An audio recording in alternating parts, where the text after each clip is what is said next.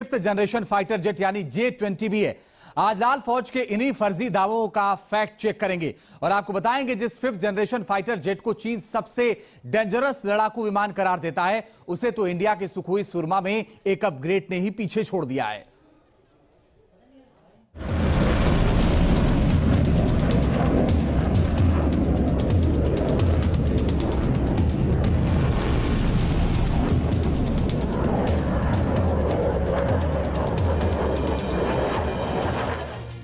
Chengdu J-20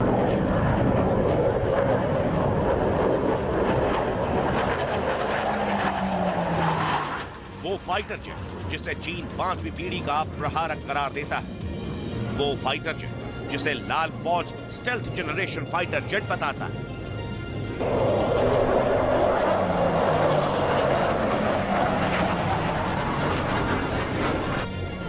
जब जब कोई टेंशन पैदा होती है तो चीन से एक ही बंदर घुड़की सुनाई देती है। हमारे पास चेंगदू J-20 है।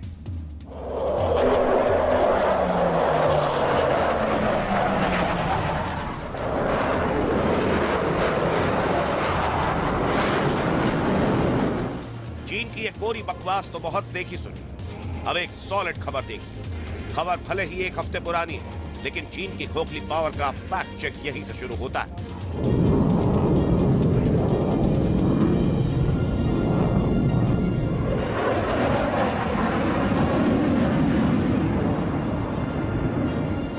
इंडियन एयरफोर्स ने सुखोई 30 MKI से ब्रह्मोस का एक और टेस्ट किया। इस टेस्ट में ब्रह्मोस के एयर वर्जन को टेस्ट किया गया। टेस्ट में ब्रह्मोस के एक्सटेंडेड रेंज वर्जन का परीक्षण किया गया था। हालांकि इस वर्जन से ब्रह्मोस की रेंज कितनी बढ़ी ये नहीं बताया गया।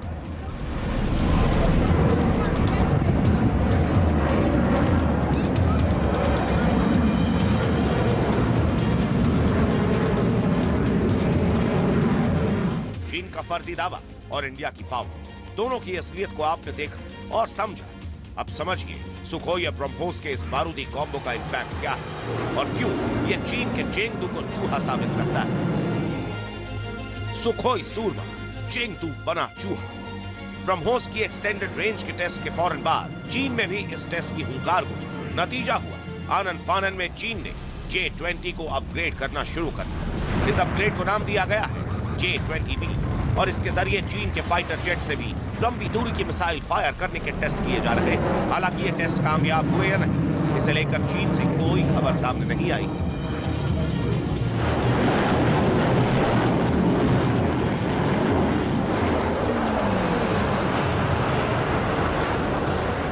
सुखोई सूरमा, चेंगदू बना चूहा। ये तो बात हो गई कि चीन ने सुखोई को काउंटर करने के लिए क्या किया। अब जरा देखिए कैसे सुखोई उस दावे की धज्जियां उड़ा चुका है जो चीन बार बार J-20 को लेकर करता है।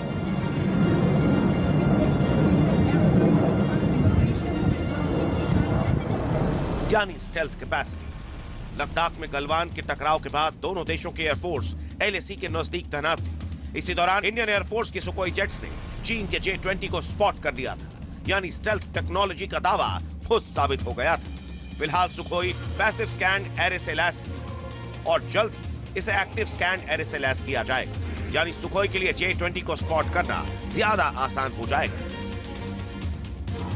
चीन के फुस फाइटर्स का सच कई बार सामने आया है। कुछ ही दिन पहले चीन की नेवी ने कबूल किया था कि उसके पास well trained naval technical force नहीं है और अब इस फैक्ट चेक ने साबित कर दिया कि मेड इन चाइना पर तो खुद ड्रैगन भी भरोसा नहीं करता। Team news nation.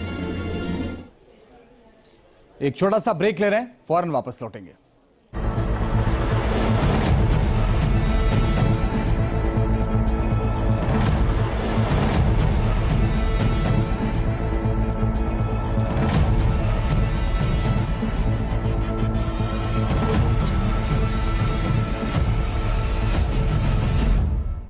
और यूक्रेन इन सर्दियों में अपने खोए हुए इलाकों को वापस लेने के लिए भयानक जंग छेड़ सकता है।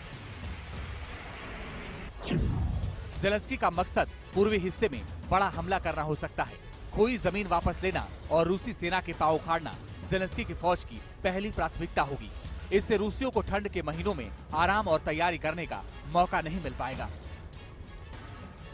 अब यूक्रेन की जो भी खबरें मीडिया में आती हैं उसमें से 90% ब्लफ है, इंफॉर्मेशन वॉरफेयर का हिस्सा है, और आधे से ज़्यादा यूक्रेन तबाह हो चुका है।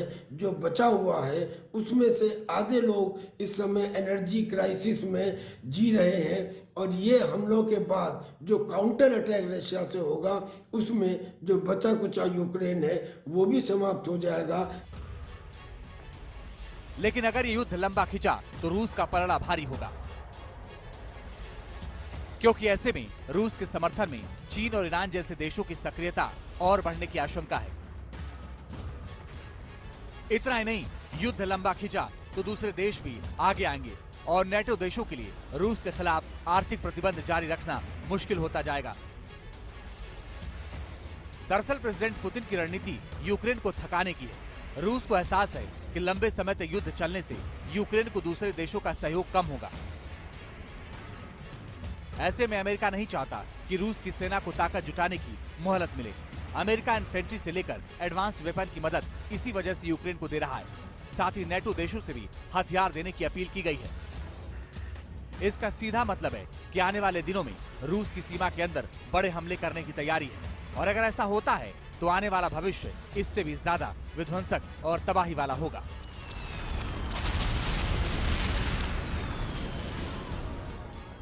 क्योंकि पुतिन अपनी प्रतिष्ठा पर आंच नहीं आने देंगे और यूक्रेन को वो किसी हाल में नहीं छोड़ेंगे। यही वजह है कि हमने पहले ही कहा कि यूक्रेन के पास अब वक्त ज्यादा नहीं बचा है।